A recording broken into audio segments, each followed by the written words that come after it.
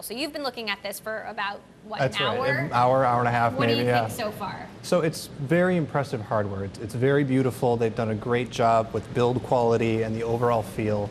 And the screen is the main thing. It's 2560 by 1700 pixels, which puts it in the same class as, say, a Retina display on a MacBook. And it's just beautiful. And of course, it's also a touchscreen. So is it worth it, though? I mean, obviously, the MacBook Pro is tried and true. That's right, and you can get a Retina MacBook Pro for I think just $200 more, or you could get a standard MacBook Pro for $100 less. So it's a really tough call that you'd want to spend this much. You'd have to really believe in Google's vision of cloud computing, and I just don't think a lot of people do. So why? Why is Google doing this? I think Google has a lot of confidence that moving everything into the cloud is the future, and that's what everything is going to be eventually.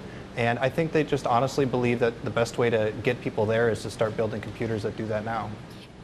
Obviously now, they're really perpetuating two completely different operating systems, Chrome and Android. Why does that make sense? I don't know that it does, actually. Android makes really good sense for phones. They've obviously had a lot of success there. They haven't had a ton of success with Android on tablets, although the Nexus 7 has done pretty well. I think that Chrome OS is a simpler OS for just doing basic web stuff, and it doesn't have a lot of the extra bells and whistles that are on Android. And so I think that for them, they have part of the company that believes in the web, and then part of the company that sort of got lucky with Android, and they just need to eventually bring the two together, but it seems a ways off. But could this be a huge mistake? I mean, they've got two completely different operating systems out there. They're competing with themselves. A little bit. Yeah, I mean, so far they've managed to not have two exact devices in the same class, so there's not a Chrome OS tablet, and there aren't very many Android laptops, none at all that really matter. And so far they've managed to keep them separate, but it seems like it's only a matter of time until they end up competing directly. I've talked to investors who've been very critical of Android. Roger McNamee of Elevation Partners has said, it's crap. They should scrap it and start over. Is this an effort to start over? I don't think so. It's possible that we could see them try and move Android in this direction into having more of Chrome OS's features and being more Chrome-centric.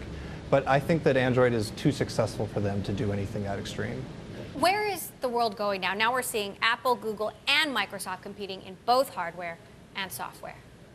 I think that Google's right that things are moving into the cloud and very quickly. I just don't think they're quite there yet. And it's an interesting, crazy world where both Microsoft and Google are making their own hardware. It'll be interesting to see if they're successful with it. So far, I'm not sure.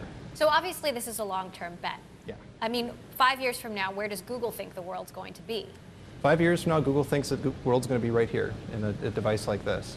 And if they're lucky, that'll happen. But I think it's much more likely that it's not going to look that much different from where we are now. How does HP and the other hardware makers play into this? We know that Microsoft just made a big investment in Dell. There's been talk of HP potentially wanting to cozy up to a company like Google. I think that the best thing that they could do right now is just make really compelling laptops.